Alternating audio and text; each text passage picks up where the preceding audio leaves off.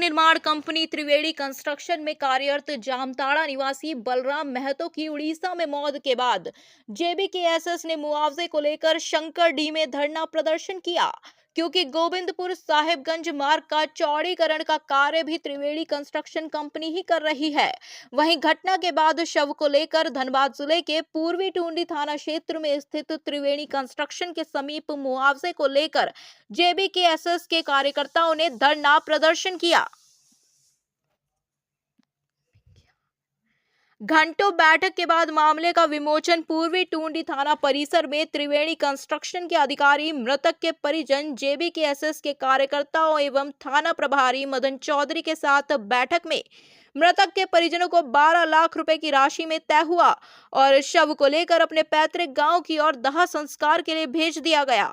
वहीं इस दौरान जेबीकेएसएस ने उक्त कंपनी द्वारा सड़क निर्माण कार्य में 75% स्थानीय लोगों को रोजगार देने की बात कही। देखे पूरी रिपोर्ट। बताएंगे आज क्या कुछ हुआ, वार्ता क्या मुआवजा मिला पीड़ित परिवार को?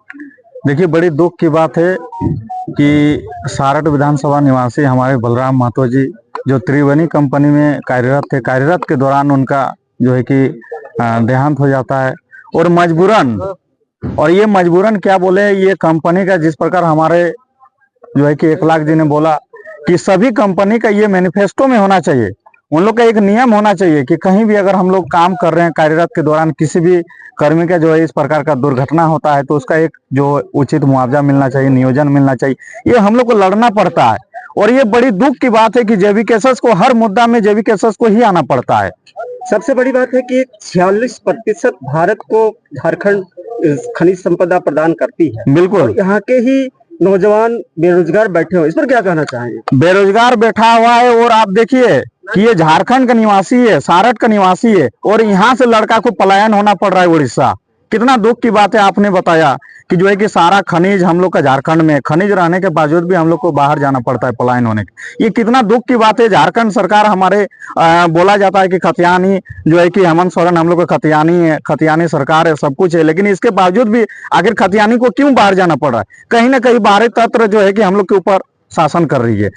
इसके आगे आप लोगों को क्या रणनीति तय होगी? देखिए, रणनीति तो ये हम लोग एक ठोस कदम है, ठोस कदम हम लोग पार्टी के जो भी हम लोग उच्च पदाधिकारी है, नीति नियोजन को लेकर, नीति नियम के लिए जो है हम लोग विशेष हम लोग का जो है कि बैठक हो रही है और आने वाले जो विधानसभा चुनाव है हम लोग का मैनिफेस्टो में भी रहेगा कि आने वाले जितने भी उद्योग क्षेत्र रहेंगे सभी औद्योगिक क्षेत्र में हमारे मैनिफेस्टो रहेगा। वहाँ के स्थानीय निवासी रहेंगे, वहाँ के सभी क्षेत्र में, चाहे वो औद्योगिक क्षेत्र हो या फिर तमाम जितने भी फैक्ट्री प्लांट हो या फिर प्रशासनिक जगह से लेकर हर क्षेत्र में जहाँ भी रोजगार के धंधा खुले हुए रहेंगे, जहां हमारे स्थानीय लोगों के लिए सर्वप्रथम उनका दरवाजा खुलना चाहिए, ये हमारे मैनिफेस्टो में होना चाहिए।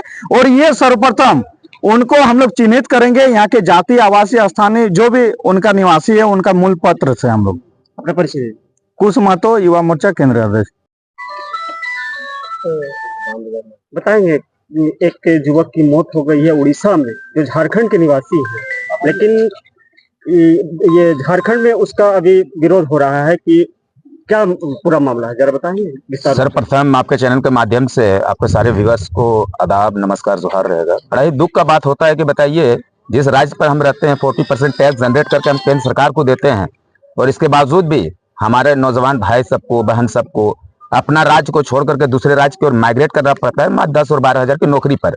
ये जो बलराम महतो जी थे, बताइए कि उनका एक त्रिवेणी कंपनी जो यहाँ पर भी रन कर रही है और आपका उड़ीसा में भी, और वो वहां जाकर के काम कर रहे थे और काम करने के दौरान उसका मौत हो जाता है और मौत होने के पता चली 10 से 12 लाख रुपए, 12 लाख रुपए हम लोग जो मुआवजा त्रिवेणी कंपनी दे रही है, लेकिन समस्त झारखंड वासी और हम केंद्र आपका जो राज्य सरकार है उनके ऊपर हम टिप्पणी कर रहे हैं कि कितना दुख का बात है कि इस राज्य के लोगों को दूसरे राज्य जाना पड़ रहा है काम करने के लिए।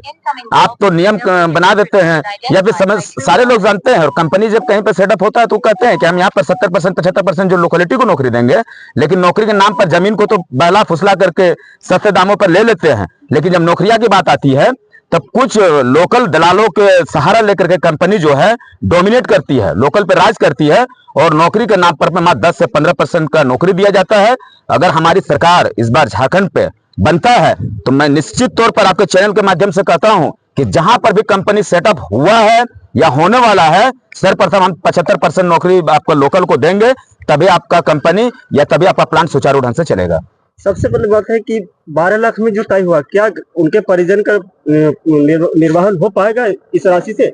इस पर क्या कहना है? देखिए, 12 लाख हो या 50 लाख हो, किसी का बेटा खोया है, किसी का पति खोया है, किसी का भाई खोया है, वो पैसा तो उसका परिवार के लिए वो खुशी नहीं दे सकता है। लेकिन एक चीज है कि हम लोग जो पढ़ते और कहते हैं तिनके का सहारा, ये जो है तिनका का सहारा है।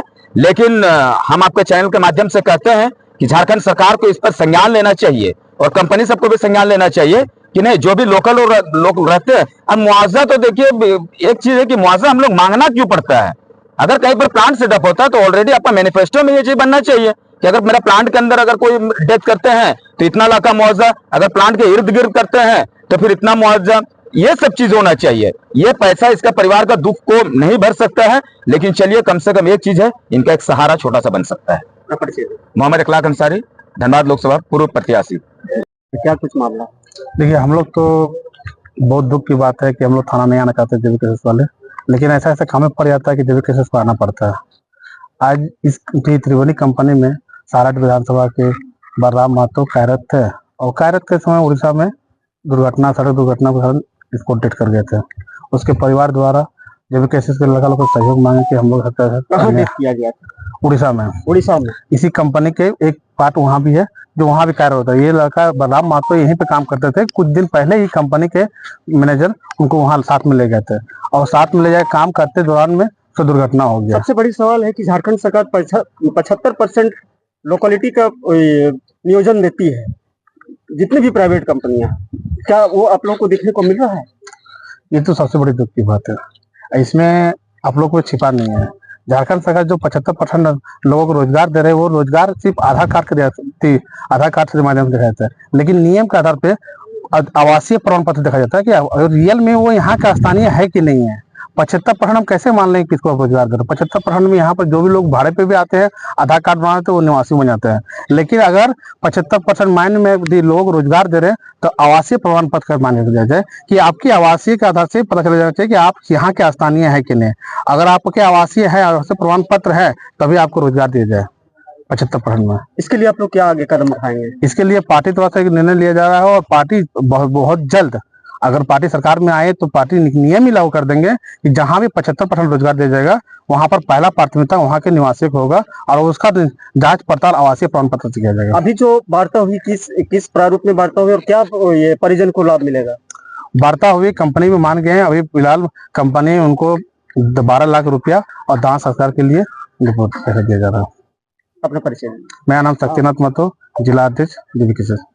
सक्रिय रहते हैं और आम जनों का आवाज उठाते हैं। आज एक समस्या देखने को मिला, क्या कुछ मिला और क्या उन लोगों को मुआवजा परिजनों को दिया? देखिए, मुआवजा ये कोई बहुत बड़ा तोप हम लोगों ने नहीं मारा है। मुआवजा तो दिलाया, जेबी केसेस ने दिलाया, ये बड़ी बात है। आज सत्ता पक्ष का आपको ही नजर नहीं आ रहे हैं, देख रहे हैं। मुआवजा जेबी केसेस ने दिलाया, टाइगर जयराम महतो ने दिलाया, ये एक बड़ी बात है। लेकिन दुर्भाग्य की बात है कि जब भी कोई घटना घटता है तो हम लोगों को मुआवजा के लिए बड़ा जद्दोजहद करना पड़ता है। हम लोग रोड जाम करने का धमकी देते हैं, गेट जाम करने की धमकी देते हैं, तब जाके मुआवजा मिलता है और बड़ा मुश्किल से मिलता है। अभी 12 लाख हम लोगों ने दिलाया, हमारे जिलाध्यक्ष आए, युवा मोर्चा के नेता आए, सब लोग आए और सब मिल के हम लोगों ने 12 लाख रुपया दिलाया। आखिर झारखंड के जनता को न्याय कब मिलेगा? न्याय जब तक जेबी केसेस का सरकार नहीं बनती है तब तक नहीं मिलेगा, ये नोट कर लीजिए। बदलाव जरूरत है। जब परिवारजनों को किसी को नियोजन मिलेगा? देखिए, परिवार में ये शादीशुदा नहीं थे और पिता इनके वृद्ध हैं, तो फिर कौन करेंगे, इसलिए उस पर हम लोग कोई बात नहीं कर पाए। विदेश दा नेता जेबी केसेस। क्या कुछ हुआ था? ये सारठ विधानसभा क्षेत्र के देवघर जिला के रहने वाले बलराम महतो, इनका पिता का नाम है सुखदेव महतो और सुखदेव महतो का और कोई संतान नहीं है, एक ही बेटा थे। और जो आसो उड़ीसा में इनको जो आसो एक्सीडेंट में जो आसो मृत्यु हो गई। और झारखंड के नेता लोग बोलते हैं कि हम लोग विकास पुरुष हैं, ये विकास पुरुष नहीं है। झारखंड के जितना नेता लोग हैं वह सब विनाश पुरुष है। ये खजाना को, झारखंड के खजाना को लूटने में व्यस्त है, अपने बाल बच्चा के पीछे जो है सो व्यस्त है। उन लोग का बाल बच्चा विदेश का स्कूल में पढ़ता है और झारखंडियों का बच्चा जो है सो खिचड़ी खाने में व्यस्त है। यही झारखंड सरकार की नीति और नियम है।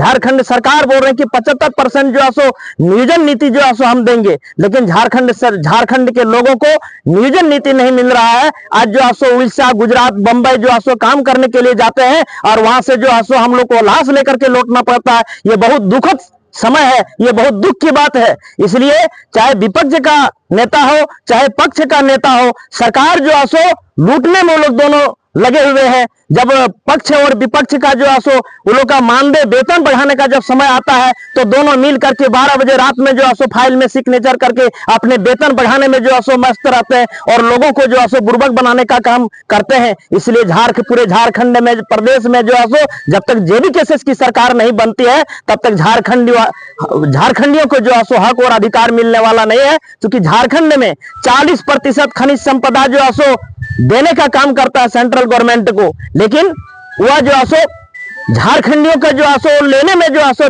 मस्त है। न राज्य सरकार ध्यान देती है न केंद्र सरकार ध्यान देती है। हमें सारड़ विधानसभा क्षेत्र से बिलोंग करते हैं और जेबीकेएसएस के संथाल परगना के महासचिव के पद पर कार्यरत हूं। वहां का नेता लोग बोलते हैं सारड़ विधानसभा क्षेत्र का कि हम विकास पुरुष हैं। आप कैसा विकास कर रहे हैं कि आपका विधानसभा क्षेत्र का जो है सो लोग जाता है गुजरात, बंबई जो है सो काम करने के लिए। अब किस तरह का विकास पुरुष है? वह सबसे बड़ा विनाश पुरुष अगर यदि है तो हम लोग सारड़ विधानसभा क्षेत्र का नेता लोग जो है सो विनाश पुरुष है।